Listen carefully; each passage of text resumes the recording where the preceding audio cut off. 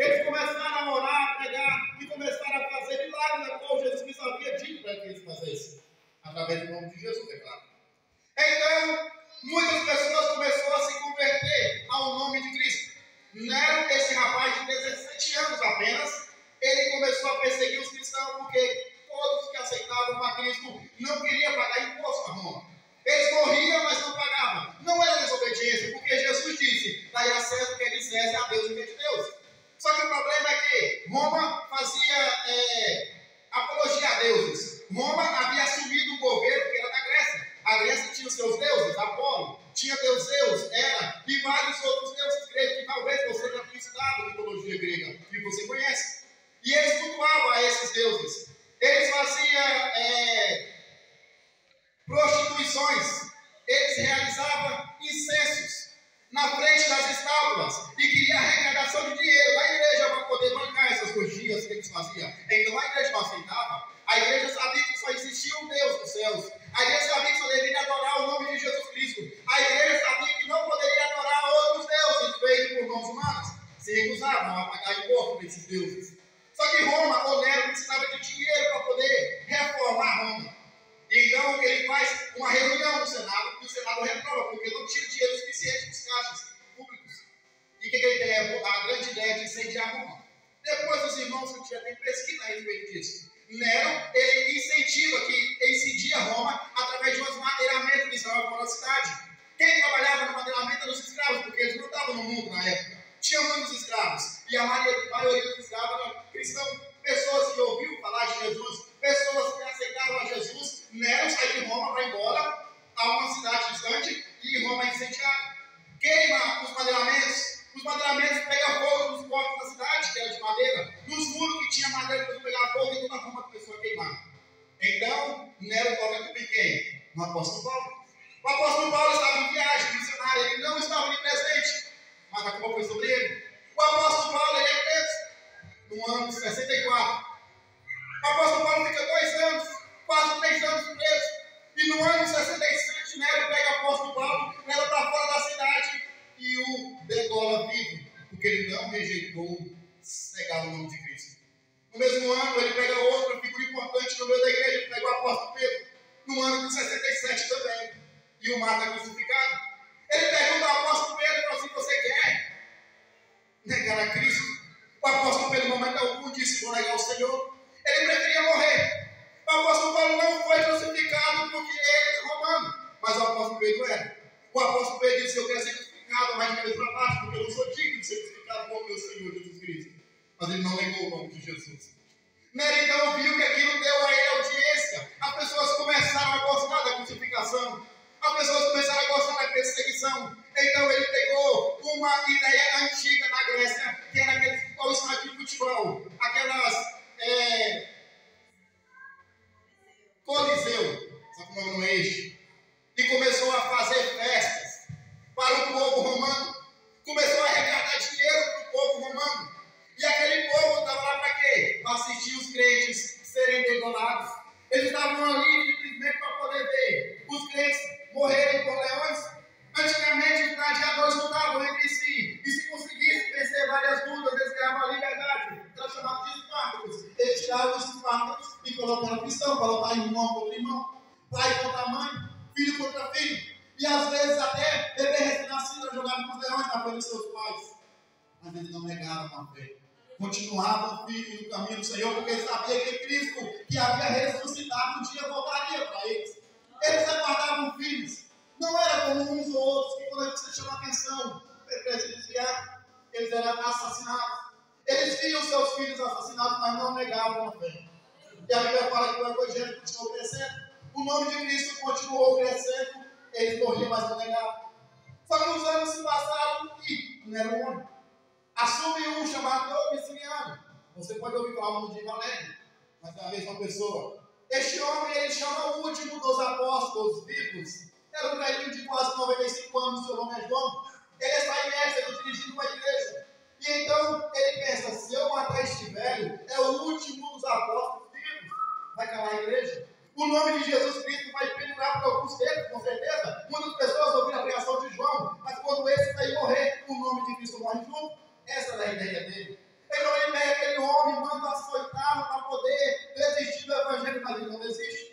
Com 94 anos, ele apanhou por Cristo.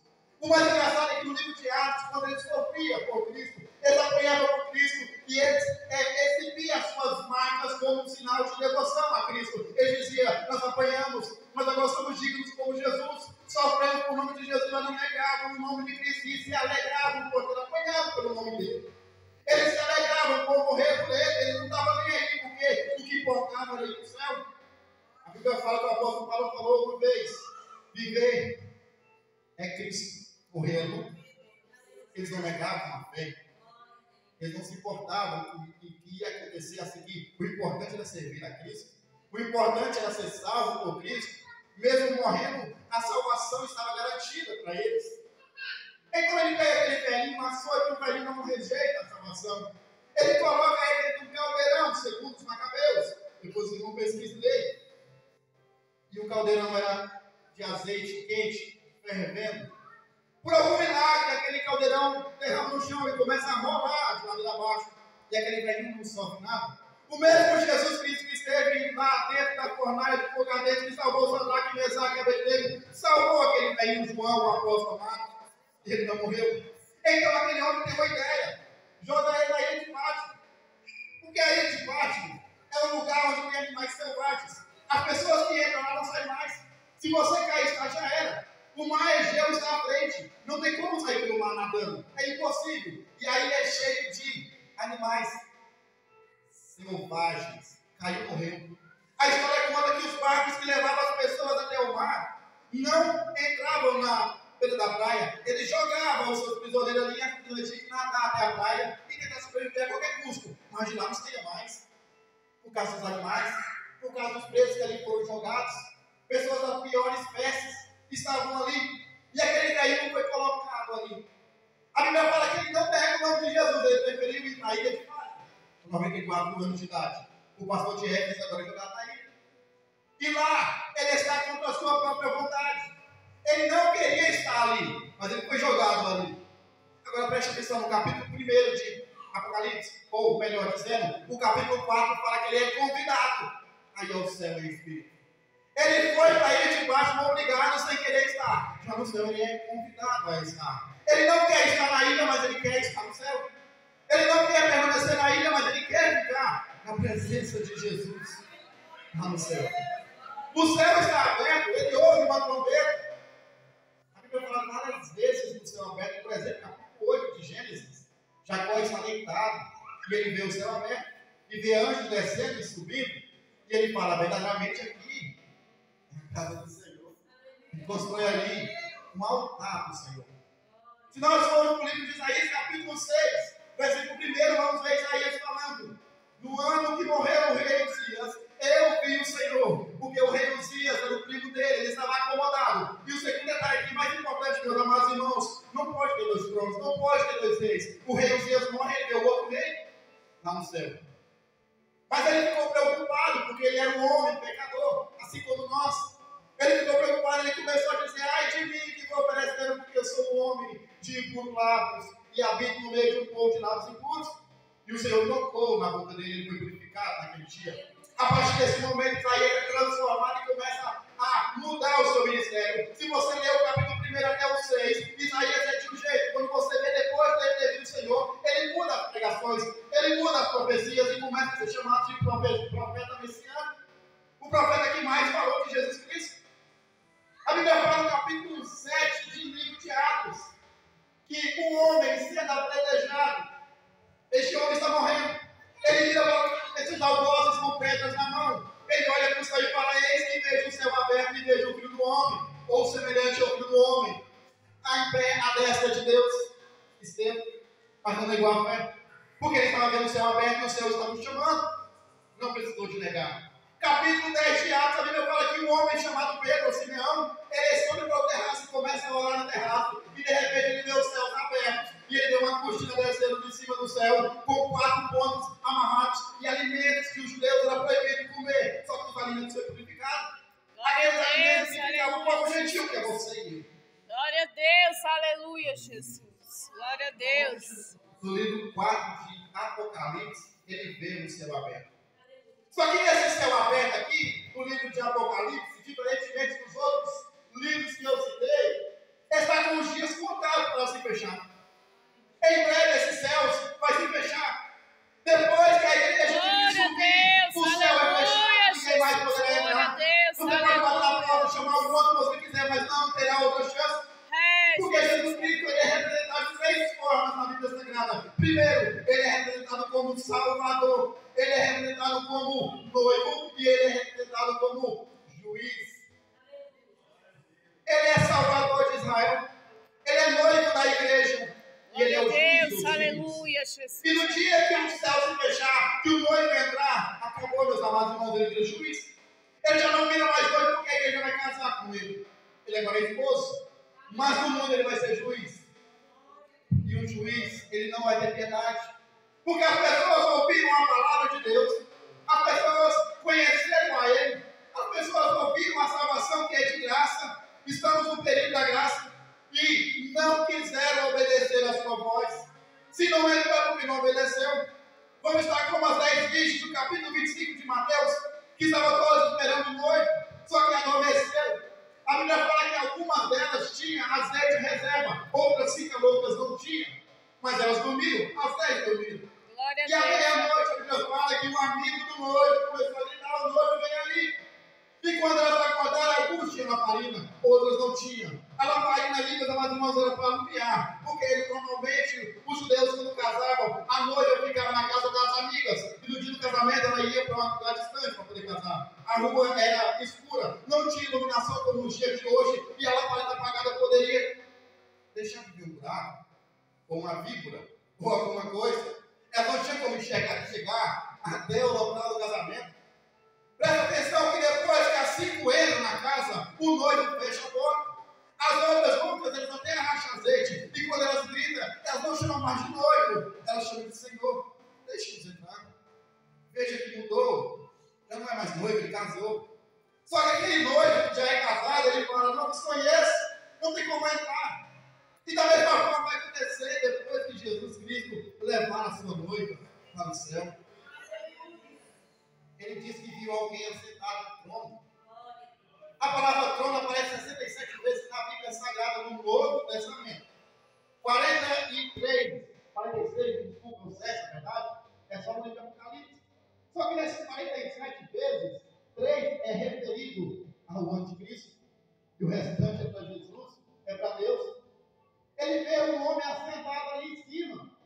Aí eu te pergunto: para que você aceitou Jesus? Aqueles que aqui está que são crentes. Porque espera o arrebatamento da igreja? Ou porque quem está com Cristo? Agora eu te falo: se Jesus não estivesse no céu, estivesse em outro lugar, você queria para o céu? Não queria. Porque onde Jesus está, vira céu, vira alegria. Você quer ir para o céu por causa de Jesus Cristo? A gente serviu a Deus na esperança de um dia estarmos com Ele. Não tem outra razão para você estar aqui nessa noite. Você veio aqui para adorá-lo, porque ele é cheio de graça, de glória. Você quer estar na presença dele, você quer sentir a presença dele. Por isso que você está aqui, você quer também mais estar com ele. Glória a Deus, aleluia, Jesus. Mas um dia ele vai parar. O espírito do anticristo já age no meio do mundo. Porque a Bíblia fala que o anticristo vai ser possuído pelo espírito maligno, o espírito de Satanás. A igreja espera a volta de Cristo, essa tocar a trombeta. Para que vai tocar a trombeta? Para reunir o povo. Porque no livro 10 de Romanos, ou de Números, me desculpe, a Bíblia fala que Deus disse a Moisés: todas as vezes que ouvirem a tocar a trombeta, reunir o povo. A trombeta vai tocar para poder reunir o povo que está na Índia, que serve a Deus. O povo que está na China vai ouvir a trombeta, que vai se reunir. Toda a terra, todos os ouvidos que estão em Cristo vai ouvir o soar da trombeta e vão se reunir. Agora preste atenção: arrebatamento da igreja no dia que Cristo mandar tocar a trombeta. Nós vamos ouvir a trombeta tocar, mas o noivo não vai descer aqui em momento algum. Nós vamos ao encontro dele nos ares.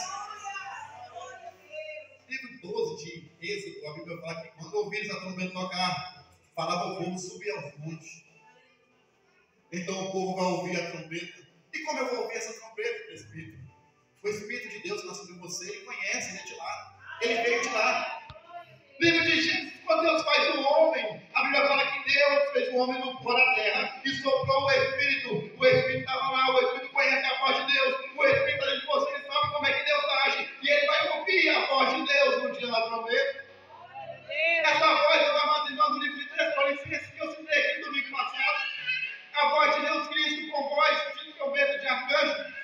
com a voz do próprio Deus, gritando, e você na mesma hora vai subir, num piscar de olhos. O mais interessante é que a mídia não divulga nenhum tipo de cura evangélica. Eles falam que não tem cura para a AIDS, mas quando o irmão é curado da AIDS, que já foi, eles não noticiam. Eles não falam que tem cura para o câncer, mas quando um aqui dentro é curado, eles não noticiam. O paralítico não anda, mas quando anda aqui dentro, eles não falam nada, eles falam. Mas naquela igreja a gente diz que quando o povo sumir, eles vão ter que anunciar que o povo sumiu. Eles vão ter que anunciar que havia gente no carro e sumiram. Agora imagina vocês repórteres na rua, perguntando para a pessoa o que aconteceu, você viu? E aí a pessoa fala, uai, viu uma mulher bonita, e eu estava olhando para ela, de repente ela subiu, e a roupa ficou. Viu um rapaz ali, eu estava de olho, a pessoa sumiu. O carro bateu em mim aqui, eu fui perguntar, só vi a roupa dentro do carro, e o cara sumiu. Eles vão começar a disfarçar, esse povo é louco, vai começar a inventar desculpas. Eles não querem noticiar, mas vão ser obrigados a falar. O povo desapareceu. Estamos ouvindo nas rádios que as pessoas que estavam no avião, desapareceram 2 pessoas, dentro dos olhos estava lotado, começou a ficar vazio. Uns foi levado, outros ficou para trás. Eles vão noticiar essa notícia. Mesmo não querendo anunciar a volta de Cristo, serão obrigados. É lógico que é só por um espaço de tempo. O anticristo vai aparecer neste cenário. Ele vai começar a dar uma falsa paz. Ele vai começar a anunciar que está procurando as pessoas que desapareceram, vão tirar o foco de Cristo. Aqueles que estão na igreja levando o nome de Jesus de qualquer jeito vai ficar. Aqueles que estão desviados vão ficar. Porque o arrebatamento é só para a igreja lavada e remida no sangue de Jesus. Com todo respeito a quem é católico, o arrebatamento não é para os católicos, porque eles acreditam no purgatório, eles acreditam que quando morrem eles vão para um lugar esperar redimir os pecados. A salvação não é para os espíritas, porque eles acreditam em reencarnação. Eles acham que depois que morre a pessoa volta de novo. A salvação é para os cristãos, que esperam que Jesus Cristo um dia vai tocar a trombeta e vai levar. Ei, jovens, precisamos ficar atentos, meus amados irmãos. A trombeta um dia vai tocar. E nós vamos subir para estarmos com Ele para toda a eternidade. Agora você imagina estando lá, do lado de Jesus. Jesus vai levantar do trono, você fala, o papai vai para onde, meu Senhor? Eu quero ir com você, com o Senhor. Vamos querer estar com Ele o tempo todo. Eu já ouvi pessoas falar, quando eu subir ao céu, eu quero falar com Paulo. Eu quero falar com Pedro. Eu quero falar com Abraão. Abraão era mentiroso. Ele mentiu com o país inteiro que Sara era sua irmã e não sua mulher. Davi era um prostituto, assassino. Ele era como nós. Nós vamos para o céu, vamos para ver estes homens, com todo respeito. Nós vamos para ver Jesus. Nós vamos para estar com Jesus. Eu quero ver Pedro. Pedro é igual a Jesus. Igual muitos de nós, né, que Jesus é todo tempo, é igual a nós. Quer ir para o céu para ver Pedro? Eu quero ir para o céu para ver Jesus. Livro de 1 Coríntios, capítulo 51, fala que seremos transformados. Ele começa falando que conta um mistério. Nem todos morreremos, mas transformados seremos todos, com abrir e fechar de olhos. É muito rápido. Seremos transformados, mudados. Agora preste atenção. O corpo nosso não vai ser mudado e vamos receber um outro semblante. O presbítero, o diácono Henrique vai continuar feio, é que ele é. Ele vai ser transformado, mas vai continuar feio. Eu vou conhecer o Henrique e vai me conhecer. Eu vou te ver e vou te conhecer. E você vai me ver e vai me conhecer. E eu provo isso na Bíblia. A Bíblia fala que Jesus subiu ao monte junto com Pedro, Tiago e João. Lá estava Jesus. E de repente Jesus foi transformado, transfigurado. Monte da transfiguração. E ele começou a subir da terra para o céu. Pedro, quando olhou para cima, viu Jesus. Viu 2 homens que com ele estavam. E conheceu aqueles homens como Moisés e Elias. Moisés morreu, mas até hoje já procurou o corpo dele. O livro de Judas. Elias foi arrebatado. Não provou da morte, mas Pedro, Tiago e João conheceram aqueles 2 senhores ali que estavam com Cristo. Transfiguraram. Jesus deixou a essência que estava dentro dele sair para fora. Agora preste atenção, então eu vou conhecer você naquele dia se você for. Eu espero te ver lá. Você vai me conhecer. Nós vamos ser transformados, vamos receber um novo corpo. Transformados por Cristo. Mas vamos ficar sendo conhecidos. Se você é feio, você preocupa, vai tirar feio. Só que sai do céu. Amém? Pode de subir, meus irmãos. Cadê a parte?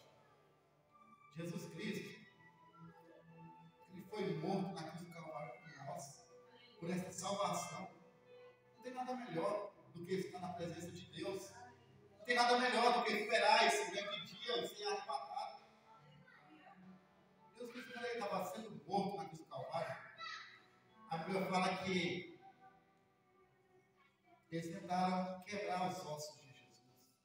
Ali estava Jesus. Quando Jesus Cristo é pequeno e ele vai até a igreja ou a Jerusalém para ser apresentado, circuncidado e recebido o seu nome, como até hoje nós fazemos com nossos filhos quando nascem, levamos ao cartório, Jesus Cristo está entrando no templo ou em Jerusalém e de repente a Bíblia fala que um homem chamado Simeão, que já era de idade, e ele, desde a sua juventude, esperava ver Jesus, porque havia uma promessa para ele que ele não morreria enquanto não visse o Messias. O Espírito Santo havia falado dele. E de repente, Maria entra com aquela criança. Agora preste atenção. Ele vê aquela criança. Ele vê Maria. E ele começa a profetizar que o Salvador está ali para todo o povo que está ouvindo. Ele começa a dizer, eu dele a me mostrar a diferença de dia. Ele pega a criança no colo e começa a falar, agora eu posso morrer em casa porque os meus olhos viram o meu Salvador. E de repente ele fala uma profecia, e uma espada ou uma lança transpassará o seu ventre. Eu imagino Maria de resposta, eu vou falar para essa. Ela não deu moral, porque a promessa é que ele seria Salvador. O anjo não falou que ele iria morrer, falou que ele seria Salvador. Ele iria salvar Israel. Mas disse que ele ia ser transpassado. Quando Jesus está na cruz do Calvário, de repente, a morte da crucificação não era a ideia dos romanos. A morte da crucificação era a ideia do governo anterior, porque a crucificação fazia com que a morte demorasse um dia, um dia, 2 dias, e o morto não, a pessoa crucificada não morria fácil. Então, eles queriam o quê? Judiar a pessoa. Eles queriam que as pessoas que passassem ali e vissem aquele crucificado sentissem remorso e não matassem, não estrupassem, porque havia distratores. Era a pior espécie que está sendo crucificada. Então, a morte dos romanos era desossar a pessoa dele. Eles judiavam, mas era rápido, a morte era rápida. Isso não trazia arrependimento. A pessoa morria rápido, sofria, mas morria rápido. Então, a crucificação é melhor. E a pessoa demorava a morrer. Só que os romanos ajudavam a pessoa a morrer. Depois de certas horas, a pessoa crucificada, eles viam de um por um e quebravam as juntas dos joelhos daquela pessoa. De forma que o seu corpo pesado caía e seu peito apertava. E a pessoa morria asfixiada, não conseguia respirar. Então Jesus Cristo, por causa que havia uma promessa, ou uma profecia dos Salmos 34, disse: nem os seus ossos será tocado, ou será quebrado. Depende da condição. Então Jesus não poderia ser tocado, os seus ossos não poderiam ser quebrados. Tinha uma promessa dele. Eles começaram a quebrar os ossos dos vizinhos que estavam do lado dele. E a Bíblia fala que chegou em Jesus, eles viram que ele estava morto. Porque minutos antes, Jesus falou assim: Pai, ele está consumado. E entregou o seu espírito. Ele morreu antes de quebrar os seus ossos. E eles pegaram a lança e furaram. Então, aqui, na barriga de Jesus. Mas quebraram os vizinhos. Por isso de Gênesis, capítulo, quando Adão peca ao Senhor, eles são expulsos do paraíso. Eles não podem ficar no paraíso. E a Bíblia fala que anjos foram colocados dentro dos 4 cantos para guardar o paraíso, de forma que o ser humano não pudesse ter mais contato com o paraíso. Eles estavam com lanças na mão. Se você ler o livro, você vai entender o que eu estou falando. E de repente, Jesus, uma comparação, ele é furado por uma lança. Essa lança, ela está simplesmente representando a lança que estava na mão dos anjos lá no paraíso. É uma representatividade. E, de repente, depois de ser furado, você e eu temos acesso ao paraíso. Se você morrer hoje, você vai para o paraíso. E eu falo isso com base na palavra, porque a Bíblia fala que quando Jesus estava morrendo, o ladrão à sua direita, ou à sua esquerda, vamos falar para o lado, falou: Senhor, lembra-te de mim quando entrar no teu reino. Ele não pediu para entrar no paraíso, ele falou: reino. E Jesus disse: hoje mesmo estarás comigo no paraíso. Aquela espada que proibia você de subir ao paraíso não foi tirada por Jesus naquele dia. Hoje você pode ir para o paraíso se você morrer aqui agora. Se eu morrer aqui agora, e espero que ninguém morra no culto, teremos acesso ao paraíso. Quando a trombeta cair, eles entraram no paraíso. Jesus tirou a lança que nos proibia de ter acesso ao paraíso. João, ele está numa ilha de Pátimo e começa a ver espírito no paraíso. Ele começa a contemplar e ele vê toda a destruição que iria acontecer nos últimos dias. Os apóstolos esperavam e ele também aguardava a vida de Jesus naquele dia. Agora preste atenção aqui. Os apóstolos aguardavam a vida de Jesus nos seus dias. E a profecia não havia se cumprido, porque Jesus, no capítulo 24 de Mateus, havia falado que nos últimos dias aconteceria coisas antes da sua vida. Não havia acontecido nada as profecias. Eles eram conhecedores das profecias. Eles conheciam as profecias. E mesmo assim, sabendo que estava longe a vida de Jesus, porque não foi cumprir as profecias, eles aguardavam. E agora, nos nossos dias, e quase todas as profecias foram se cumprir, nós estamos levando a vida de qualquer jeito. E se Jesus voltasse hoje, quantos aqui surgiriam?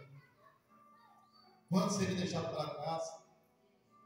Quantos ficariam como as 10 ou como as 5 virgens, todas, gritando: Senhor, abre-nos a porta, batendo na porta, tentando buscar de todo jeito? Levar a vida hoje como cristão é uma vida regrada a qualquer jeito. As pessoas não querem falar para os vizinhos que é cristão. As pessoas tentam de toda forma esconder que é cristão. Mas naquele grande dia, quando Jesus Cristo voltar e ficar para trás alguns, aqueles que não são de Cristo, que são do anticristo, de Satanás, vai ter que falar para todo mundo: eu sou do capeta, porque vai cobrar a testa marca. E todo mundo vai ver. Não vai ter como esconder, meus amados irmãos. Você só vai comprar se aqui você ficar, se você tiver a marca dele. Você vai ter que falar para as pessoas: eu pertenço a ele. Não vai ter como ser dele e disfarçar como nós disfarçamos, cristãos. Nós vamos revelar ao mundo se nós somos dele ou não. Vai ter salvação, sim. Claro que vai ter salvação quando Jesus Cristo voltar. Só que a Bíblia fala que você vai ter que derramar seu sangue para poder subir lá. Você vai ter que ver seu filho sendo morto, como nos antigos, lá nos primórdios. Vai ter salvação para derramamento de sangue. Porque hoje é de graça. Hoje você aceita Jesus. Se você vem na frente e falar: Senhor, eu confesso minha vida ao Senhor, eu aceito o Senhor como meu Salvador, naquele grande dia, não tem aceitação não. Você tem que derramar o seu sangue certinho e não tinha que receber uma segunda chance. A primeira chance de graça se foi, meus amados. Tão fácil de os céus hoje. Não é? E às vezes nós disfarçamos de cristão. Não falamos para os nossos amigos, nós somos cristãos. Às vezes somos surpreendidos. Um amigo entra aqui e fala: você está aqui, mas é porque ele tinha 10 anos e o filho do não sabia. Mas a marca da besta vai estar exposta para todo mundo ver que você não aceitou como Senhor para a eternidade. Porque depois de aceitar a marca da besta, não tem mais volta. Acabou. As pessoas vão doar a sua vida sem querer doar. Vão ser mortas pelo Evangelho. Pastores que pregaram de qualquer jeito não estão pregando no dia da tribulação. Porque tem a tribulação e a grande tribulação. São 2 períodos: 3 anos e meio de paz, tribulação, e 3 anos e meio de grande tribulação, onde você vai ser caçado por quem ficar aqui. Onde a pessoa que ficar aqui não vai poder pregar o Evangelho com liberdade como nós pregamos hoje. As pessoas que ficarem aqui não vão poder andar com a Bíblia dessa mão como nós andamos hoje. As pessoas que ficarem aqui vai ter que passar necessidade se quiser subir e receber uma nova chance. O apóstolo João disse que viu milhares de santos vindo com marca de sangue na roupa. Ele perguntou: quem são estes? São os mártires da grande tribulação que ficaram aqui pregando o Evangelho. Como faço anunciar hoje o Evangelho? Tem pessoas que querem ser pregador do Tem pessoas que vão querer pregar, tem pessoas que vão voltar.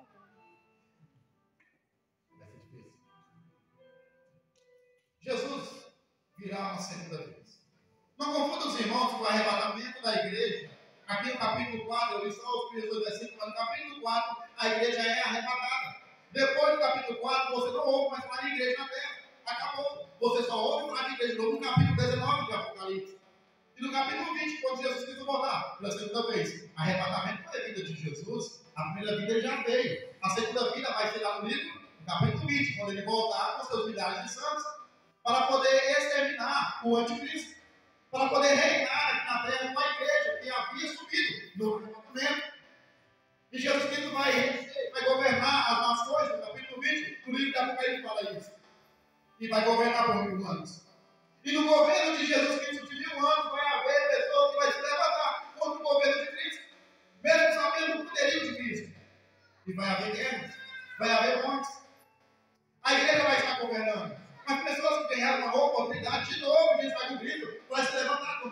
do seu governo único. E vai haver uma guerra, guerra do Armagedon. O próprio Deus vai guerrear essa guerra. A Bíblia fala que o inimigo vai ser lançado no laço de fogo, justamente onde já está o anticristo, porque o anticristo é expulso antes do governo de 1000 anos. E você vai governar com Cristo, com um povo transformado. Imagina você ir para Jerusalém, no piscar de olhos, como os anjos fazem. Porque a Bíblia fala isso. E eu creio que está escrito assim.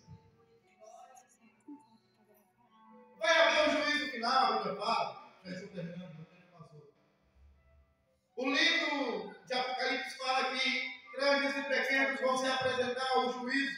Eu falei no começo que Jesus é juiz dos ricos.